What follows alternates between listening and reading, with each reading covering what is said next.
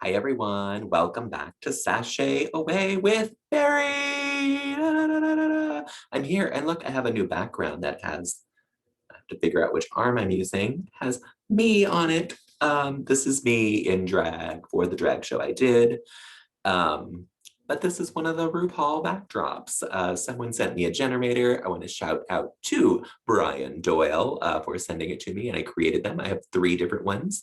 So maybe we'll be seeing them along the way to see what comes up. We'll see. But this is a really cute one. It's just lips. I have another one that has lips on it, but the lips are on the other side. And I think it's reversed. It's a pink background and blue lips. And then I have one with some wig heads. Which I think are in yellow. They're either yellow or red. I can't remember which one I did. But they're fun, and I'm here, and I have them going. So you get to see my name and that I'm in New York City, and what I look like in drag down in the corner, like I'm on RuPaul's Drag Race. I do have a cocktail this evening. I am drinking some Rosé Moscato that I have left over in my fridge. And it's very tasty. Ooh, it was a little sour. But I'm here, I'm gonna talk about RuPaul's Drag Race what am I talking about? RuPaul's Drag Race UK. Hold the line, I didn't write down the name of the episode, but it is UK Series 2, Episode 8. Hold the line, hold the line, hold the line. We're checking our internet speed to see how quickly this will come up. And the name of it is, The Runway, Stoned on the Runway, which is weird that they didn't name it after the comedy challenge. But there you go. It's called Stoned on the Runway. And this week we have our top 5. We said goodbye to Sister Sister last week. She did have my favorite mirror message so far this season that said, hate your hair, hope you lose, love you, camp cows. Taste read it wrong. Which was really funny. Like she read it completely wrong. She said nothing. I'm gonna scoot over a little. So I'll be on this side, and that maybe I won't block my name over there anymore, but who cares? You know who I am. Yeah, so Case read it wrong, which was really funny. I can't remember what she even said, but she read the camp cows wrong as something else. So there you go. But we have 5 queens, and it is starting out with a mini challenge of course. Well, they keep going back and forth and talking about how Ellie doesn't have a badge. That becomes a very big topic of this episode. It's just they're being shady and they're setting themselves up. I mean, as I'm watching the episode, I'm like, you know that this is exactly what the producers are producing. They are setting you up and you are going to look the fool. But our mini challenge was, I'm going to get to it in just a moment if I can find how to share my screen. There it is. Ru comes in and tells us that our mini challenge is going to be they have to dress masculine, because none of these queens are masculine. And they are going to be doing a rock sing-along kind of thing, but they're doing it to RuPaul's classic Kitty Girls. I didn't realize, I thought they were going to be lip singing, but they were singing this live, of course, on this little mini stage. And our show, first of all, I want to talk about this wig that RuPaul's wearing. I wish they would make note of why she's wearing these, because this makes 0 sense to me. It does look like a very British kind of mop head from the 60s, early 70s wig, but they never explain why she's wearing these wigs. I don't know if she had some work done that we're not supposed to see her head, or she's not allowed to do anything, but she wore the yellow wig. I don't think she wore a wig last week, but she may have worn a hat. This week she's wearing this hideous wig, and then next week in the previews we saw that she's wearing like a stocking cap. So I don't know if she's trying to cover up something on her head or what, but this wig is a disaster. It is so ugly. But our mini challenge is Masc for Masked Singer, open mic night. Like I said, they are going to be singing live to Kitty Girl. They had to get into their most masculine drag that they possibly could. And it was a sight. Starting with Ellie Diamond, she went with the androgynous side, which I didn't think really was the challenge, because it said that she had to look really masculine. She went with this as to say, as like an homage to the rock singers of the 80s who were a lot of straight men that wore makeup. I think of like Duran Duran, Adam Ant. So it was kind of that feel to it. This outfit, I don't know what this outfit is, but I kind of like this shirt. I will say that. Next, we have Ahura giving us leather daddy kind of realness. It almost works except for her legs. um, and that it's to the fact that she's Ahura and is zero masculinity whatsoever to her. But I think she looks really funny and really cute. I think it's was a great idea. Ellie admitted that she got turned on by it. Apparently she likes a leather daddy. But I thought this look was fun. Laurence Chaney, I don't understand this wig or this outfit. This outfit is so ill-fitting. It is so bizarre to me. I guess this was her most masculine thing she had to wear. I don't know. I love that she drew on this beard with her eyeliner, like fully painted it in with her eyeliner. It was amusing to me. And then we have Bimdi Bombulash. She's like in a little onesie. This is something that, I could see her just wearing in the workroom, which is, is perfectly fine. A crazy wig. Maybe they were told to be rock stars because they all kind of had long hair. So she actually looks like a little boy in this, with the exception of the pink hair. I don't know that a boy would wear that, but, maybe they would. Maybe a punk rocker would. And then we have Taze, who did it shirtless. I don't know if she actually has a chest tattoo or if we're just, I'm not sure. Or if she just put this on for this, but this to me was the most masculine look of them. She gave you full boy, including this nasty red wig. And these are probably just a pair of pants that she would wear normally and some sneakers. So I think that this is just her street clothes that she's wearing. And she looked really, really, really good. There was a lot of screaming. Bimini didn't know the words to some of the song, which I thought was really funny. I didn't know. I thought maybe they were doing it kind of karaoke style and the words were up there, but they apparently not. So that was kind of entertaining. I wonder if this is one of the songs they have on their iPad that they were supposed to know the lyrics to. Who knows? There are our 5 masculine men. Like I said, there really isn't a masculine one in there because even Tace has the most masculine outfit. It still looks like a woman in that picture up there. Did he have? I'm gonna go back because did he have that beard when he did it? No, you can't really see it, but I guess he did. But he painted on a red beard as well. This outfit that Laurence Chaney is wearing, I just can't get past it. It is so crazy. And I just see now that she has on leather gloves with studs on, which is even funnier. It makes zero sense. Was there a winner of this challenge? I thought it was Taste that won, but I was wrong. RuPaul picks Ellie Diamond. I think this, was a production thing because I don't think Ellie Diamond really won this. Maybe she knew the most words to the song and that's what really mattered. Or maybe Ru likes the 80s idea. Who knows? But she wins, and her advantage is that she gets to pick the order of the main challenge, which is a comedy challenge. I'm going to stop sharing so I can talk about this a little bit. It's a comedy challenge. They're doing stand-up, which is sometimes never good. Just going off the top of my head, Bimini and Laurence should be fine. All the other 3 should be worried because they're not really funny queens. Ahura was really surprising in the skit that she did where she was the Essex girl. So I think she probably should have had a character similar to that or another character that she could just pull out. And I think that would have helped her. I feel the same kind of with Tace and Ellie because they're not naturally funny queens. They needed to have something extra. But Ellie gets to pick the order. She was very shady, and I do not blame her for it because I think she knew that this was not her challenge. I think she knew she wasn't going to win, but she did her best to place herself where she had a chance to win, or a chance to just be safe, honestly, because she put Ahura first, and that is the shadiest of shade, and then she put herself right behind her, literally saying that she thinks Ahura is going to be terrible at it, so whatever she does will look better. Not that she will be the best, but that she'll look better.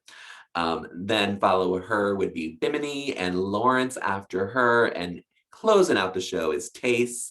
Again, this is completely strategic. I don't think it mattered where Bimini and Laurence were, but Laurence took big offense to it because she didn't want to follow Bimini, because she knows Bimini is funny, and she didn't want to. She wanted to follow a queen that was terrible so that she would shine.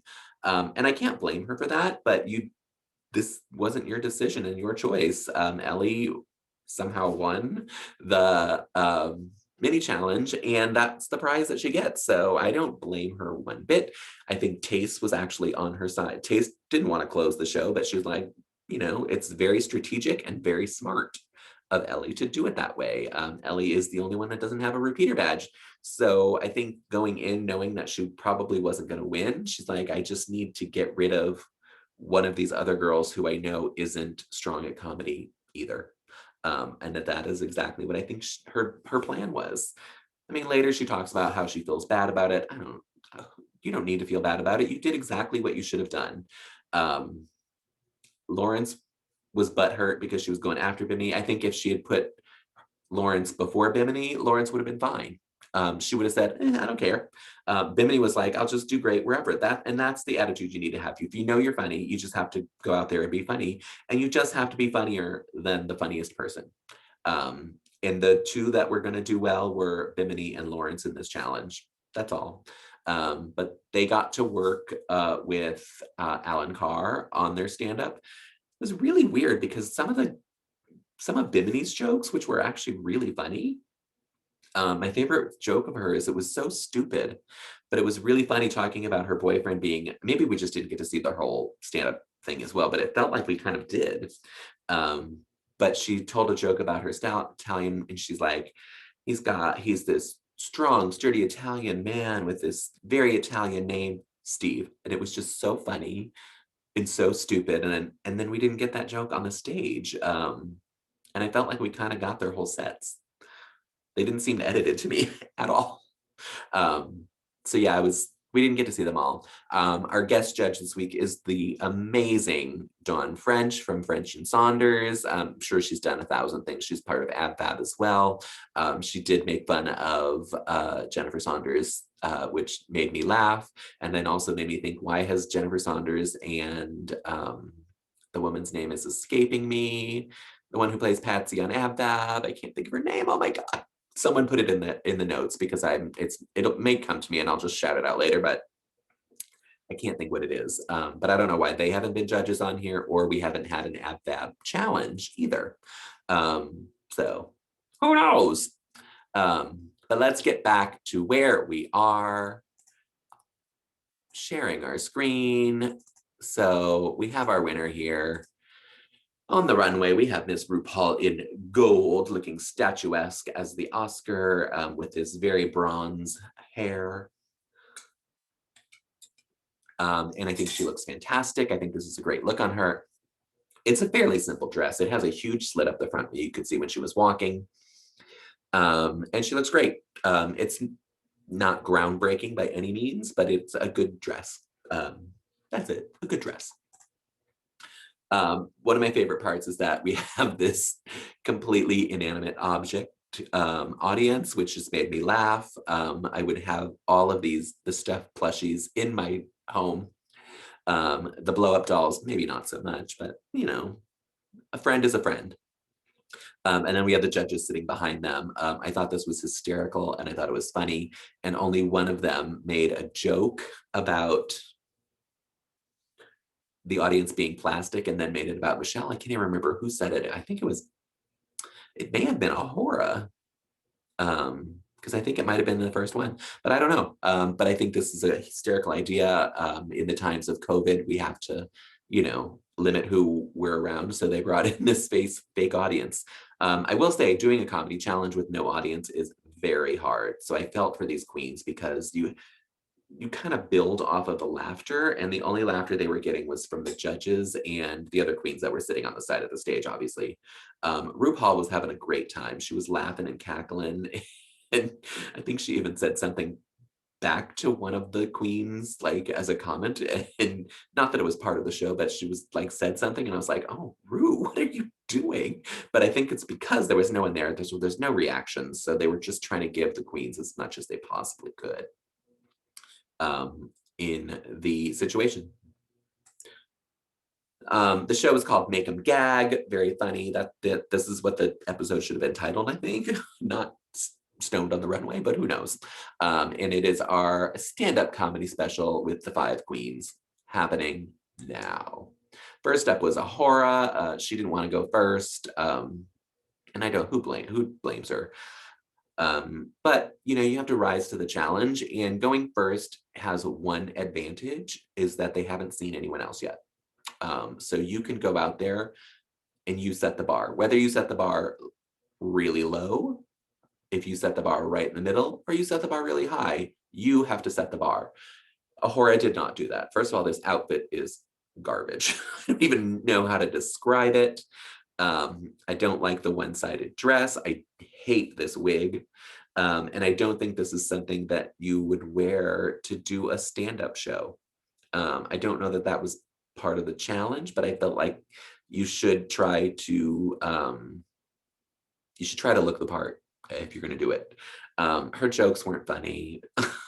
It was very interesting because you see all the words that get by on the BBC, and she got bleeped out. So I can't even imagine what she had said during that. I thought on the WoW app, I didn't think it would bleep it out at all ever, but they did. So who knows what she said, but her set was not good. It just didn't go anywhere. She lost her place at one time. She started a joke 3 times because she kind of couldn't remember it, to the point where RuPaul did answer her back. It might have been about being old, and she said, "How old was she?" or something like that. It was one of those kind of jokes. She's so old. How old is she? But she did it 2 times because she couldn't remember the rest of the joke, and RuPaul finally helped her out, giving her that little push. But it was not great. Next, we have Ellie Diamond, who put them in this order, purposely putting herself there. I think her outfit is actually really cute, and I could see this on a stand-up show. I could see, you know, someone up there doing stand-up in this. It's a little jumper with some shorts and a big red wig.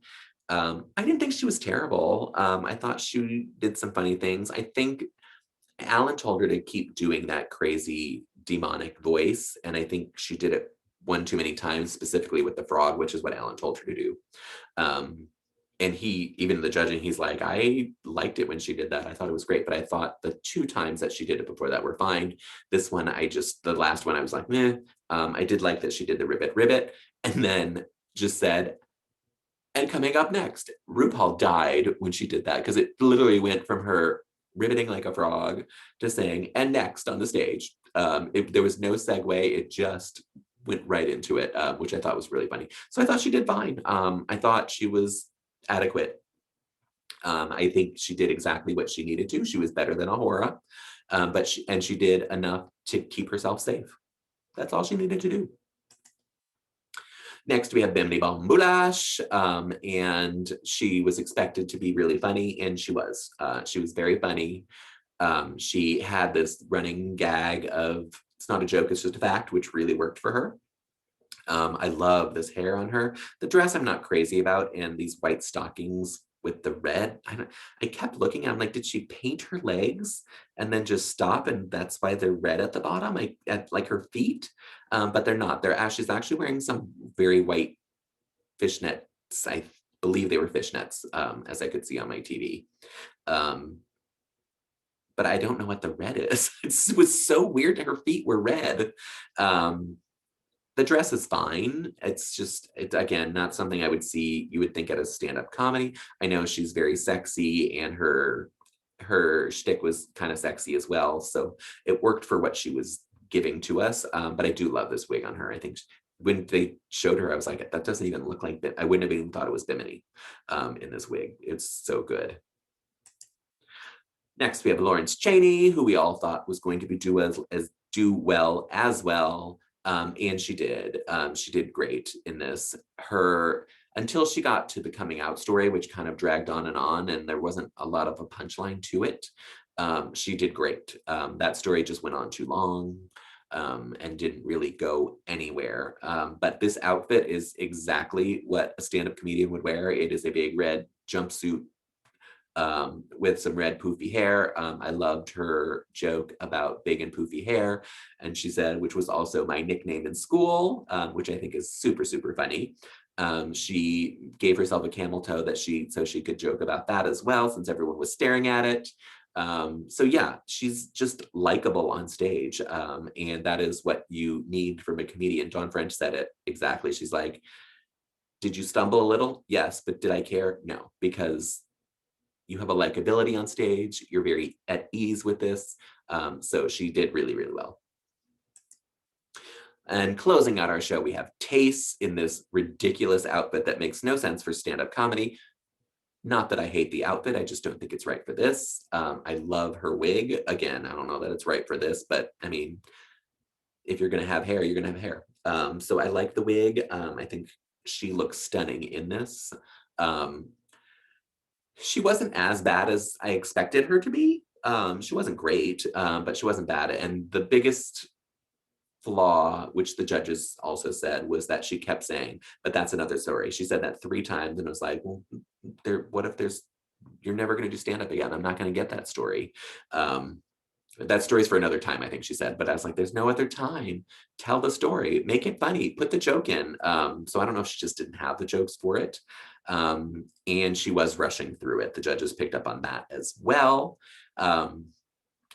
But to me, it wasn't as bad. It wasn't as bad as Ahura. Ahura was the weakest one in the comedy challenge to me. Our category on the runway, as I said, is Stoned on the Runway, and it's very similar to the season 13 bead runway, in my opinion. They just called it something else. This is Ahura, and she is giving us kind of a nude illusion bodysuit with just beads everywhere, with this crazy RuPaul-esque homage wig. I don't love the wig. I think she looks gorgeous in this outfit, though. I think it fits her. Obviously, it's a fitted bodysuit, but I think the crystal placements are really, really good. I love that she was connected to the IV drip bags. I'm not sure 100% sure why she has that, but it was part of her shtick. And then eventually she breaks free of it. But I think she looks great in this. Really, really good. Next, we have Ellie Diamond, and she is giving us very simple stones, in my opinion. This is a silhouette that she knows and she does. We've seen it before. It's nothing groundbreaking. It is the weakest of the runway, in my opinion. But it meets the challenge. It's just the most boring of them. Her face looks amazing. Her hair is good. The outfit's cute, but it's just too simple for me. That's all. Next, we have Bimini Balm. She went a completely different route and did like pimples and sores and rashes in the stones all over her. I'm torn on this look because it is super editorial, which is what Bimini does best. It's what she does best, but the jacket looked sloppy to me when she was walking in it, because it was so oversized that it looked like it just didn't fit her. I love the idea and concept that she went completely crazy the other direction. I love this wacky hair with this. I love that she was doing what she called method acted and popping the zits on her face on the runway. So I think everything really, really worked. I just thought the jacket was too big and sloppy. Maybe if it was more fitted, or if it was hanging off her shoulders. I don't think she wore a shirt, so I think she kept it on just to cover up her chest area. But yeah, I would have rather it hung off her shoulders or something, because it is so big and ill-fitting. Or close it up and wear it as a coat dress, one or the other. But this, when it was open and so big, I just didn't like the way it looked. But she looks great. Again, this is another thing that you could find in a magazine in a heartbeat. Next, we have Laurence Chaney, and she's giving us literal stones. This headpiece and the shoulder piece are so, so good. I want to wear this. It's like the rose quartz growing out of her head, which is just fantastic to me. The entire catsuit is stoned, which is super appreciated, down to the shoes. And she does her wacky kooky stick on the runway and it works. I love this oversized body that she is giving to us all the time. I think it was so, so good. It makes her look super thin. And I want to get gigantic hips like this because I want to be skinny too. So I say, God bless you, Laurence Chaney. You had a great week. Finally, we have Taste giving us kind of a silver metallic bikini. I wish it wasn't a bikini because that is what Taste does every week. But that aside, this is gorgeous. It is stunning. The shoes are stoned. The whole outfit is stoned. This hair might be the best hair that she has ever worn on the runway or on the show completely. Her hair and face they're always great. This is my favorite look that she has given to us, hair and makeup wise. The outfit is great as well. I'm not going to say that, but I've liked some of her other outfits a little more. And I wish she would pull away from the bikinis so much. I know that that's probably what she brought. And I mean, she has the body for it. So who's going to falter for that? She does look stunning in this. Probably the best runway of the week, in my opinion. Our winner this week was Miss Bimini Bombulash. Well deserved. I thought it really could go either way between her and Laurence Chaney. Laurence Chaney is obviously sent back safe as well. But Bimini was very, very happy. She talked about her journey so far, that when she lip synced the first week, and she's worked really hard and grown so much, and her drag has grown, and it really has. She's a contender for the win. Everyone just assumed Laurence Chaney was going to win the entire season from the beginning, but Bimini has stepped it up and honestly could, in my opinion, should win over Laurence Chaney now. But I mean, I'm fine with either of them winning because I do love them both. And they were the best this week. But Bimini wins her third Repeater badge. She is now tied with Laurence Chaney. So I believe we are edging up to that battle for the crown between the two of them. Poor Ellie Diamond still doesn't have a Repeater badge, but she was sent back safe before the other two girls, and that leaves Ahura and Taste to lip sync for You Don't Have to Say You Love Me by Dusty Springfield. This is a great song, and it actually turned into a great lip sync. It's not the lip sync I would have expected for these two to do well at. Ahura did a respectable job, but this lip sync belonged to Taste. This was her best lip sync so far. This is her third time lip syncing, but it is her best lip sync so far. And my only critique of her lip sync was that when she was rolling around on the floor, she was acting the shit out of this song and giving you face, and that's all this song needs. And it was so, so good. I can't say enough about it. When she was rolling around on the floor, I was like, this is not part of the song. And then she did the knee drop at the end. That was the only thing she needed to do. She could have just stood there, emoted, belted out this song, and then dropped at the end, and it would have been flawless. It would have been up there with one of my favorite lip syncs ever on Drag Race. It was that good. And obviously Taste gets to stay. And we say goodbye to Ahura. It was all over her face how angry she was. I think she's angry with Ellie for putting her in that place to begin with. But I don't think her placement would have mattered, honestly. Because if she didn't go first, she would have been somewhere in the middle and probably following either Laurence or Bimini, and it would have looked even worse for her. I don't know. That's just my opinion. So I think this just was her episode to go home on. That's all. Again, I think if she had found a character to do, and I know she probably didn't want to do the Essex girl again because she already did that. And she did the Snatch Game character, so she probably didn't want to do like a super gay character. But she just needed to find something else. And I think that would have put her in a more comfort zone to get the comedy across better. But we are saying goodbye to Ahura. She did much, much better than I expected her to do. I expected her to go home like first or second of the season. And look, she came in fifth out of 12. So God bless Ahura. You won me over. I still think you're a little bit of a brat. But I think you'll grow. I mean, you're young, so I think you'll grow into, grow out of that, not grow into it, grow out of that. At least that is my hope for you. This was her mirror message. It said, talk about sexual tension, lots of love. I'll see you all at the sauna. Ahura, XOXO. Bravo to Ahura. Whoever, Tace has to, I was like, whoever has to clean this is a lot to clean because she wrote really big. But it will be Tace cleaning the mirror again next week. Speaking of next week, we get puppets. Yes, I love the puppets. I've tried to figure out who each one has. Obviously, the only one I can figure out is Tace. So Ellie has Tace puppet. I think Bimini has Ellie. It's hard to tell with all that pink, but I know Ellie loves pink, so maybe she just did it all in pink.